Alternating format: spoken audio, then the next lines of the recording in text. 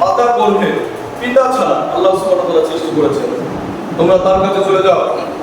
তখন তার কাছে চলে যাওয়া হবে। ঈসা আলাইহিস সালাম বলে, আমি পারবো না, কারণ আমি অনেক ভুল ত্রুটি আছে, আমার কারণে আজকে অনেক কোটি কোটি মানুষ, কোটি কোটি ইহুদ খ্রিস্টান তারা পথভ্রষ্ট হয়ে গিয়েছে, তারা আমাকে আল্লাহর পুত্র বলেছে, সুতরাং আমি পারবো না। আমি তাদেরকে বলতে পারিনি যে আমি আল্লাহর পুত্র নয়, সুতরাং আমি পারবো না, তোমরা চলে যাও, তোমরা চলে যাও। বিশ্বনবী জনাবি মুহাম্মদ রাসূলুল্লাহ সাল্লাল্লাহু আলাইহি ওয়াসাল্লাম, রাসূল সাল্লাল্লাহু আলাইহি ওয়াসাল্লাম উনি একটা মাকামে মাহমুদা, একটা সম্মানিত জায়গাতে থাকেন কিয়ামতের মাঠে। সেই জায়গাতে তাকে আল্লাহ সুবহানাহু ওয়া তাআলা উনি তো সিজদায় পড়ে যাবেন এবং আল্লাহ সুবহানাহু ওয়া তাআলা বলবেন তুমি মাথা উঠাও, এবং সেই উম্মতি হবে কিয়ামতের মাঠে এবং আমাদের জন্য সুপারিশ করবে। সেই নবীর উপরে আমরা দরুদ পড়ি, সকলে বলি আল্লাহুম্মা সাল্লি আলা মুহাম্মাদ আল্লাহুম্মা বারিক আলা মুহাম্মাদ সাল্লাল্লাহু আলাইহি ওয়াসাল্লাম। আজকে যে বিষয়ে প্রস্তুত করে আলোচনা করব সংক্ষিপ্ত আকারে, সেটি হচ্ছে যে ইলম বা জ্ঞান, নলেজ, এই বিষয়ে এবং এই নলেজের মাধ্যমে, জ্ঞান অর্জনের মাধ্যমে আমরা আল্লাহ সুবহানাহু ওয়া তাআলার নিকটে কিভাবে আসতে পারি, এই বিষয়ে আজকে খুতবাতে আলোচনা করব। আমি পবিত্র কোরআনে একটা আয়াত তেলাওয়াত করেছিলাম, সেটি হচ্ছে সূরা আজ-জুমার, পবিত্র কোরআনের 39 নম্বর সূরা, আয়াত নম্বর 9। যে জানে আর যে জানে না সে কি সমান? আপনারা কি ভাবতেছেন একজন মানুষ জানে আর একজন মানুষ জানে না সে কি সমান? হ্যাঁ, একজন অনার্স মাস্টার্স করছে, সে ঢাকা বিশ্ববিদ্যালয়ে পড়াশোনা করছে, আর একজন এই এলাকার পড়াশোনা নেয়, সে নিরক্ষর মানুষ, সে কি সমান? তার একটা কোয়ালিফিকেশন আছে। যে ব্যক্তি জ্ঞানী মানুষ, তার একটা কোয়ালিফিকেশন আছে আল্লাহ সুবহানাহু ওয়া তাআলা। আর প্রত্যেকটা রাসূল সাল্লাল্লাহু আলাইহি সাল্লাম বলেছে প্রত্যেকটা মানুষের যিনি ইলম অর্জন করা ফরজ, তারপর ইলম ফারিদাতুল কুল্লি আলা মুসলিম, প্রত্যেক মুসলিম নরনারীর জন্য ইলম অর্জন করাটা ফরজ। কতটুকু ফরজ? দৈনন্দিন জীবনে আমরা যতটুকু লাগবে এটুকু ফরজ। আল্লাহ সুবহানাহু ওয়া তাআলা বললেন যে জানে আর যে জানে না সে কি এক? কখনোই এক নয়। এই কথা আল্লাহ কেন বললেন? একজন এখানে একটা অন্ধ মানুষের একটা উদাহরণ দেওয়া হয়েছে, আপনাদের একটা উদাহরণ দিই। একটা অন্ধ মানুষকে যদি বলা হয় এই উত্তর কালীপুর থেকে তোমরা আক্কেলপুরে যাও, আক্কেলপুর স্টেশনে যাও, ট্রেন ধরবে, অন্ধ মানুষ যেতে পারবে? পারবে না। কেন পারবে না? সে পারবে, তাকে সহযোগিতা করবে সে। আর চক্ষুমান মানুষকে যদি বলা হয় সে চলে যাবে, সে যেতে পারবে। জ্ঞানীমান মানুষের, যে মানুষের জ্ঞান আছে, আল্লাহ সুবহানাহু ওয়া তাআলা রাসূল সাল্লাল্লাহু আলাইহি ওয়াসাল্লাম বলেছে যে আল্লাহ সুবহানাহু ওয়া তাআলা পবিত্র কোরআনে বলেছে যে জ্ঞানী ব্যক্তি, যারা জ্ঞানী মানুষ তারাই বেশি আল্লাহ সুবহানাহু ওয়া তাআলাকে ভয় করে, তারা বেশি মেনে চলবে। তো জুমার দিন এ ব্যাপারে একটু কথা বলি। জুমার দিন এই মসজিদে দাঁড়িয়ে রাসূল সাল্লাল্লাহু আলাইহি ওয়াসাল্লাম খুতবা দিতেন। তার মাতৃভাষা ছিল আরবি, পুরানো আরবি ভাষায় তিনি মানুষদেরকে বোঝাইতেন। যেমন আজকে অনেক মানুষ চলে গিয়েছে, আযান হয়ে যাওয়ার পর কিন্তু কোনো কাজ করা যাবে না, একদম আল্লাহ সুবহানাহু ওয়া তাআলা হারাম করে দিয়েছে। আযান হয়ে যাওয়ার পরে অনেক মানুষ তারা পড়াশোনা জানে, তারা কি কোরআনের আয়াতের জ্ঞানটা নিবে না? এই জুমার দিন তারা জুমার আযান হয়ে যাওয়ার পরে মসজিদে ঢুকে এখানে যে কথাগুলি বলা হবে কোরআন এবং সুন্নাহ আলোকে, এবং এখান থেকে তারা জ্ঞান নেবে। এই জ্ঞানটা নিয়ে কীভাবে তারা পারিবারিকভাবে ইসলামিকভাবে চলতে পারে, পিতার সঙ্গে কী ব্যবহার করতে হবে, স্ত্রীর সঙ্গে কী ব্যবহার করতে হবে। এখানে ইসলামিক স্কলার বা আমাদের লিডার যে থাকবে, ইমাম সাহেব থাকবে, তিনি এখান থেকে কোরআন সুন্নাহর আলোকে সে এখান থেকে আপনাদেরকে বসিয়ে দেবেন, এবং কীভাবে আপনি পরিবারটা ইসলামিকভাবে চালাতে পারবেন এই ব্যাপারে এখানে আলোচনা হবে। কীভাবে আপনি পিতার সঙ্গে কী ব্যবহার করবেন, প্রতিবেশীর সঙ্গে কীভাবে আপনি ব্যবহার করবেন, কীভাবে আপনি অর্থ উপার্জন করবেন হালাল পন্থায়, সেটি কীভাবে জাকাত দিবেন, কীভাবে গরিব মিসকিনদেরকে আপনি সহযোগিতা করবেন, কীভাবে আপনি সমাজটাকে সংস্কার করবেন, ইসলামিক সমাজ তৈরি করবেন, কীভাবে রাষ্ট্র পরিচালনা করবেন, এই জায়গা থেকে রাসূল সাল্লাল্লাহু আলাইহি ওয়াসাল্লাম তার সাহাবায়ে কিরামদেরকে শিক্ষা দিতেন। এবং উনি কিন্তু একটা সোনা মানুষ তৈরি করেছেন এই মসজিদের মাধ্যমে। আমরা যত সেমিনার করি না কেন, মসজিদের খুতবার মাধ্যমে, বক্তব্যের মাধ্যমে আমাদের সমাজটাকে পরিবর্তন রাসূল সাল্লাল্লাহু আলাইহি ওয়াসাল্লাম করেছিলেন। এটা রাসূল সাল্লাল্লাহু আলাইহি ওয়াসাল্লাম। আমি যে বিষয়ে আলোচনা করবো সেটা আমার জ্ঞান, আমার ওই জায়গাতে ফিরে যায়। পবিত্র কোরআন সূরাতুল কাহফ, পবিত্র কোরআনে 58 নম্বর একটা সূরা আছে। এই সূরার 62 নম্বর আয়াত থেকে 82 নম্বর আয়াত পর্যন্ত এখানে একটা একটা জ্ঞান বিষয়ে একটা আলোচনা করেছে। আলোচনা করা আল্লাহ সুবহানাহু আলোচনা করেছে, সেটা হলো মুসা আলাইহিস সালাম তার জাতির সামনে খুতবা দিচ্ছে। উনি যখন খুতবা শেষ হয়ে গেছে, উনি চমক খুতবা শেষ হয়ে গেছে, তখন ওনার একজন মুসাকে একজন সাহাবী জিজ্ঞেস করছে, ইয়া মুসা, এই পৃথিবীর মধ্যে সবচাইতে জ্ঞানী মানুষ কে? তো মুসা আলাইহিস সালাম বলেছে যে পৃথিবীর মধ্যে সবচেয়ে জ্ঞানী মানুষ আমি মুসা। এই উত্তরটা আল্লাহ সুবহানাহু ওয়া তাআলা পছন্দ হয় না। আল্লাহ সুবহানাহু ওয়া তাআলা বলেছেন, না, তুমি মুসা, তুমি পৃথিবীর শ্রেষ্ঠ জ্ঞানী, তোমার চেয়ে একজন জ্ঞানী মানুষ আছে পৃথিবীতে, তার কাছে যাও, তার কাছ থেকে তোমার অনেক জ্ঞান নেওয়ার বিষয় আছে। তখন উনি এই কথা বলাতে তখন বললো যে আল্লাহ তাআলা, আমি সে লোক কোথায় আছে? আল্লাহ সুবহানাহু ওয়া তাআলা বলেছেন, দুই সাগরের মিলনস্থলে বসবাস। তার নাম খিজির আলাইহিস সালাম। তার কাছে চলে যাও, সে পৃথিবী তোমার চেয়ে অনেক জ্ঞানী। তখন মুসা আলাইহিস সালাম উনি সফর করা শুরু করে এবং ওনার সাথে নিলেন ঈসা বিন নূন নামে ওনার এক অনুসারী এবং সাহাবীকে নিয়ে চলে গেলেন ওই ব্যক্তিকে খোঁজ করবার। যাওয়ার পর আল্লাহ সুবহানাহু ওয়া তাআলা বললেন যে আল্লাহ ওনাকে কোথায় পাবো? আল্লাহ বলল, তুমি একটা মাছ নিয়ে যাবো, ওই মাছটা যেখানে জীবিত হয়ে চলে যাবে। এটা আসলে একটা মজিজা, একটা মিরাকেল মানে বুঝতে হবে, একটা মজিজা বা অলৌকিক। যখন উনি ওখানে গেলেন তখন দেখা গেল যে মাছটা উনি মুসা আলাইহিস সালাম এবং ঈসা বিন নূন ঘুমাইলেন। ঈসা বিন নূন উঠলেন, মুসা আলাইহিস সালাম উঠলেন, সকাল হয়ে গেছে, তখন ওই মাছটা ওখানে চলে গেল। তো এইটা বলতে ঈসা বিন নূন ভুলে গেল, তখন উনি চলে গেলেন, ওরা আরো চলে গেল। তখন আবার পিছনে আবার বললো যে মাছটা কোথায় লেগে গেছে, যে আমরা এখন ব্রেকফাস্ট করবো, এটা কোথায়, মাছটা কোথায়, মাছটা ফ্রাই করা হোক। তো দেখা যায় মাছটা ঈসা বিন নূন বললো যে এটা গত রাতে আমরা যখন ঘুমাইছিলাম ওখানে চলে গেছে, আল্লাহ যে আমাকে বলেছিল ওখানে ওই ব্যক্তিকে পাওয়া যাবে।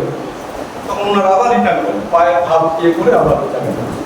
আর সে একটা মধ্যে দেখে যে একটা কুপের মধ্যে দেখে যে একটা লোক শুয়ে আছে। সেখানে গিয়ে উনি সালাম দিলেন, তখন আপনি কে? উনি বললেন যে আমি মুসা। আপনি মুসা? হ্যাঁ মুসা। আপনি বাড়ি এসেছিলেন মুসা? না, হ্যাঁ আমি বাড়ি এসেছিলাম। বলছে আপনি কেন আসছেন আমার কাছে? তো আপনার কাছে জ্ঞান চাই, তোমার উপরে তাওরাত নাযিল হয়েছে না? বলছে হ্যাঁ তাওরাত নাযিল হয়েছে, তা আমি আপনার কাছ থেকে জ্ঞান দিতেছি। তখন উনি বললেন, আমি সামারি করতেছি যেহেতু সময় বেশি নাই। তারপরে উনি বললেন যে ঠিক আছে, আমি একটা সফরে যাবো, তোমাকে আমি সাজিয়ে যাবো, কিন্তু তুমি কথা বলতে পারো না। তুমি কি করতে পারো না? তুমি কথা বলতে পারো না। আমি কি করবো? তোমাকে কথা বলা যাবো। তখন উনি সফরে চলে গেলেন। রাস্তার মধ্যে দেখা গেল যে রাস্তার মধ্যে দেখা গেল একটা নদী পার হবে। নদী পার হতে দেখে একটা নৌকার মধ্যে যাচ্ছে। নৌকা উঠে পার হয়ে যাওয়ার পরে ওনারা ওই নৌকা মুসা আলাইহিস সালামকে চিনে যে ওই ওনার কোনো দিলেন, ভাড়াটা দিলেন। তো এরপরে খিজির আলাইহিস সালাম ওই নৌকাটাকে ফুটা করে দিলেন। মুসার শরীয়তে একটা মানুষ তো নিরপরাধ মানুষ, তার আপনার নৌকা ফুটা করে দেওয়া মানে কি? এটা একটা অপরাধ, একটা পাপ। উনি আর সহ্য করতে পারবেন, নবী তো, ঠিক আছে। তখন বললেন যে মুসা, আপনি খিজির আলাইহিস সালামকে বললেন যে আপনি যেটা অন্যায় করলেন, একটা গরিব মানুষের নৌকা ওনারা আমাদের ভাড়া নিল না, মেহমানদারি করা, আর আপনি নৌকাটা ফুটা করে দিলেন। তখন বললেন যে মুসা, আমি তোমাকে বলেছি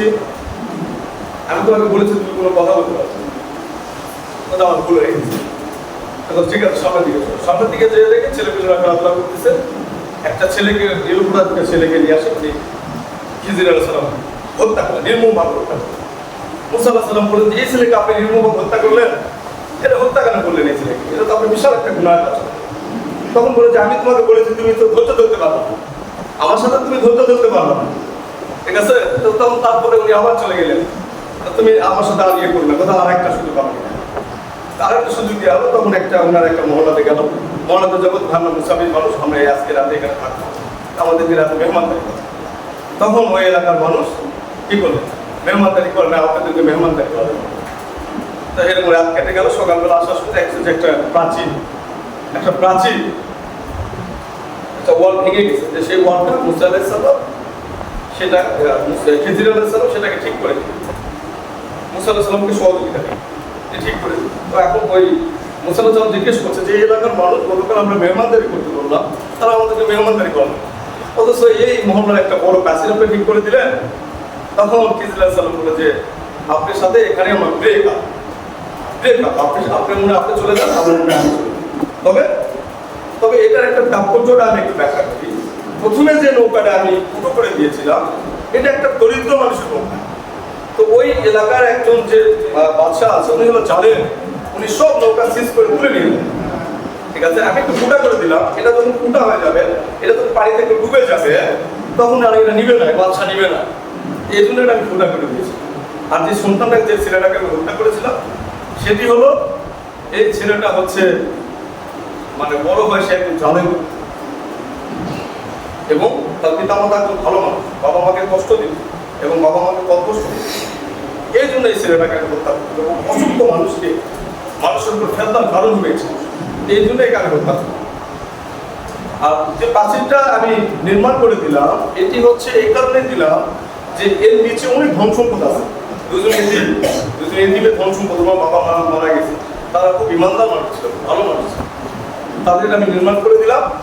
এর নিচে অনেক ধন সম্পদ আছে, তারা যখন নামালো, তারা যখন বড় হবেন, এই ধন সম্পদটা তারা আবার রক্ষা করতে পারে। আর দেখো মুচইতে দেখো একটা চোরের প্যাকেট, তুমি চোরের প্যাকেট দেখছো? হ্যাঁ, চোরের প্যাকেট দেখছি। তার মুখে দেখো একটু পানি দেখতে পাচ্ছ? হ্যাঁ, পানি দেখতে পাচ্ছ। ওইটুকু পানি, যেটা খুবই অল্প পানি, এই পানিটুকুই হলো মানুষের জ্ঞান। আর আল্লাহ সুবহানাহু ওয়া তাআলার জ্ঞান অত সমুদ্র চাইতে। তাহলে আমরা কিন্তু জ্ঞানকে বড়াই করবো। আমি এত বড় স্কলার হয়ে গেছি, পণ্ডিত হয়ে গেছি না, আপনার কাছে একটা জ্ঞান, আপনি একটা বিষয় ভালো জানতে পারেন, আরেকটা বিষয় ভালো স্মার্ট হতে, নিজেকে জাহির করা যাবে। ইলটাকে সবসময় কোরআন সুন্নাহ অনুযায়ী আল্লাহ এবং রসুলের সন্তুষ্টির জন্য, আল্লাহ সুবহানাহু ওয়া তাআলার সন্তুষ্টির জন্য করা যাবে। আর আল্লাহ সুবহানাহু ওয়া তাআলা মানব জাতির জন্য প্রথম নির্দেশ হলো পড়ো, ইকরা বিসমি রাব্বিকা আল্লাযী খালাক। তোমরা পড়ো। কি বলতে আল্লাহ সুবহানাহু ওয়া তাআলা বললেন? ইকরা বিসমি রাব্বিকা আল্লাযী খালাক, খালাকাল ইনসানা মিন আলাক, ইকরা ওয়া রাব্বুকা আল্লাযী আকরাম, আল্লাযী আল্লামাল বিল কালাম, আল্লামাল ইনসানা মা লাম ইয়ালাম। পড়ো তোমার রবের নামে, যিনি তোমাকে সৃষ্টি করেছেন।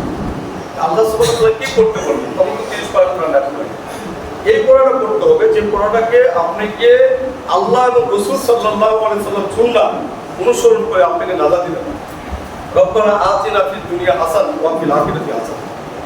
আল্লাহ, তুমি আমাকে দুনিয়াতে কল্যাণ দান করো এবং আখিরাতে ওয়া কিনা আযাবান নার, এবং আযাব থেকে তুমি আমাকে বাঁচাও। এই দোয়াটাও কিন্তু আমরা সচরাচর সবাই করি।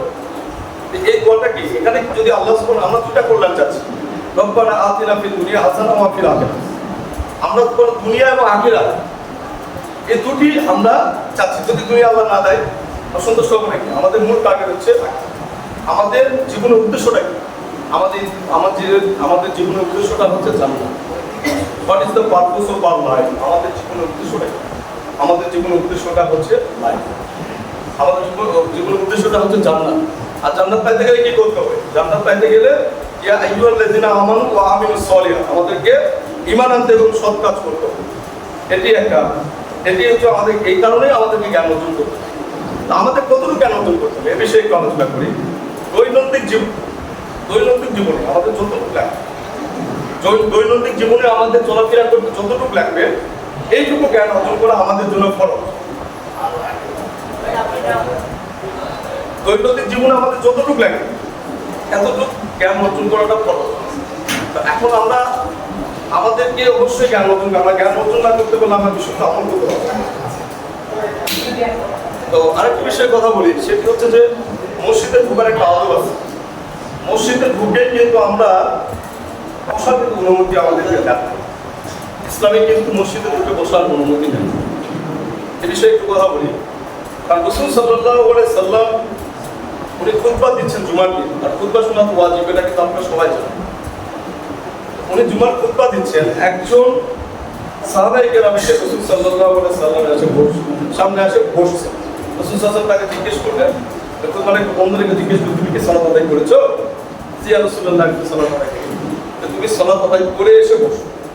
তাহলে কি আমরা এই হাদিস থেকে স্পষ্ট বার্তা পাচ্ছি যে আমরা মসজিদে ঢুকে আমাকে 2 রাকাত সালাত আদায় করতে হবে, যেটা আমার দুপুরের মসজিদ পরিবার তাইয়াতুল মসজিদ।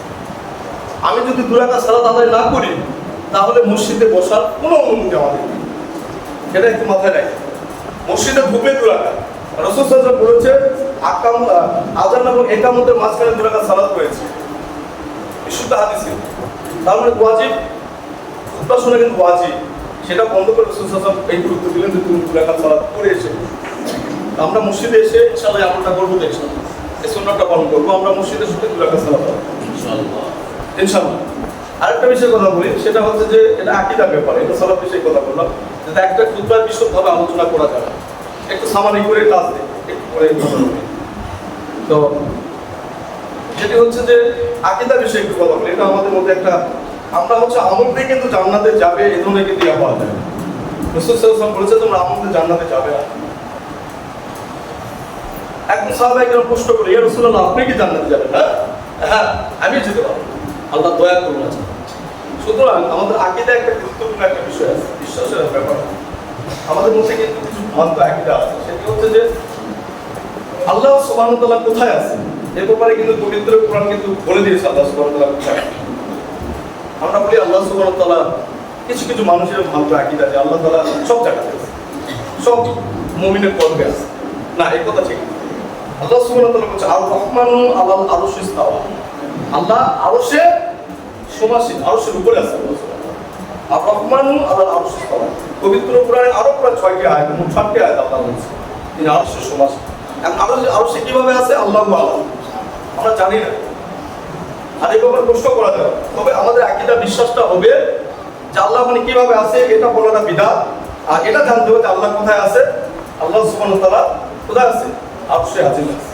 তো তার জ্ঞান, তার দর্শন, তার কি, তার জ্ঞান দর্শন এবং তার মানে যেটা বলা হয় সবকিছু আল্লাহ ওখান থেকে নিয়ন্ত্রণ করছে। তার তিনি বর্তমান অতীত ভবিষ্যতের বাইরে সবকিছু জানেন, বর্তমান অতীত ভবিষ্যৎ তিনটাই জানেন। তার জ্ঞান শ্রবণ শক্তি এখানে আছে। শুধু সূরা তোহার 5 নম্বর আয়াতে বলছে আর রহমানু আলাল আরশি ইস্তাওয়া, আল্লাহ আরশে সমাসীন। রাসূল সাল্লাল্লাহু আলাইহি সাল্লাম একজন দাসীকে মুক্ত করে দেওয়ার জন্য এক সাহাবায়ে কেরাম কি করতেন, রাসূল সাল্লাল্লাহু আলাইহি তাকে জিজ্ঞাসা করলো, তাকে জিজ্ঞেস করা হলো যে আল্লাহ সুবহানাহু ওয়া তাআলা কোথায় আছে। তখন ওই মহিলা সাহাবী বললেন যে আল্লাহ সুবহানাহু ওয়া তাআলা আরশের উপরে আছে। তখন রাসূল সাল্লাল্লাহু আলাইহি ওয়াসাল্লাম জিজ্ঞেস করলেন যে বলো তো আমি কে? তখন ওই মহিলাটা বলল যে আপনি হচ্ছে মুহাম্মদুর রাসূলুল্লাহ সাল্লাল্লাহু আলাইহি ওয়াসাল্লাম। তখন রাসূল সাল্লাল্লাহু আলাইহি ওয়াসাল্লাম বললেন যে এই তো মুমিনা, একে তুমি দাসত্ব চিন্তন থেকে এখনই মুক্ত করে দাও, এই মুহূর্তে তুমি মুক্ত করে দাও, সে একজন মুমিনা। তারপর কি আমাদের আকীদার ব্যাপার আছে। আপনার যদি আকীদা বস্তুত না থাকে, আপনার যদি আকীদার মধ্যে শিরক থাকে, আপনার যদি আকীদার মধ্যে বিদআত থাকে, তাহলে কিন্তু আমরা যতই সালাত আদায় করি না কেন, ঠিক আছে, যতই না আপনি জাকাত দিই না কেন, যত সিয়াম পালন করি না কেন, যতই বাইতুল্লাহ শরীফে যাই না কেন, লাভ হবে না। কারণ সূরা ইউসুফে আল্লাহ সুবহানাহু ওয়া তাআলা স্পষ্ট করে বলছেন, সূরা ইউসুফ পবিত্র কোরআনে 12 নম্বর সূরা 106 নম্বর আয়াতে আল্লাহ বলছেন অধিকাংশ মানুষ আল্লাহ এবং রাসূলের প্রতি ঈমান আনার পরে তারা মুশরিক। মুশরিক মানে যারা আল্লাহ সুবহানাহু ওয়া তাআলা শিরক করে। ওয়ালা তুশরিকুল্লাহ ইন্না শিরকা লাযুলমুন আযীম। লোকমান হাকিম তার ছেলেকে প্রথম নসিহতই করছে যে ইন্না শিরকা লাযুলম, তুমি আল্লাহ সুবহানাহু ওয়া তাআলার সাথে শিরক করবে না, নিশ্চয় শিরক আল্লাহ সুবহানাহু ওয়া তাআলার সাথে সবচেয়ে বড় জুলুম। সূরা নিসাতে আল্লাহ সুবহানাহু ওয়া তাআলা বলেছেন যে একমাত্র শিরকের গুনাহ ছাড়া আল্লাহ সুবহানাহু ওয়া তাআলা যে কোনো গুনাহ বান্দার মাফ করবেন। শিরকের গুনাহটা আল্লাহ মাফ করবেন। শিরক মারাত্মক একটা জিনিস। এই শিরক থেকে যদি আমরা বেঁচে না থাকি, ঠিক আছে, শিরক বিষয়টা যদি আমাদের জ্ঞান না থাকে, তাহলে কি হবে? আমরা নাজাত পাবো না। আমরা আমল করি যদি আমাদের মধ্যে আমলের মধ্যে শিরক থাকে, আকীদার মধ্যে যদি শিরক থাকে, তাহলে শিরক ব্যাপারে কিন্তু ইন্নাল্লাহা ইয়াগফিরু আইশুকা ইন্না ইয়াগফিরু মা দুনা যালিকা লিমান ইয়াশা। স্পষ্ট আল্লাহ সুবহানাহু ওয়া তাআলা সূরা নিসা পবিত্র কোরআনের 4 নম্বর সূরা, সূরা নিসা পবিত্র কোরআনের 116 নম্বর আয়াত আল্লাহ সুবহানাহু ওয়া তাআলা বলছেন যে শিরক ব্যতীত আমি একটা বান্দার সমস্ত গুনাহকে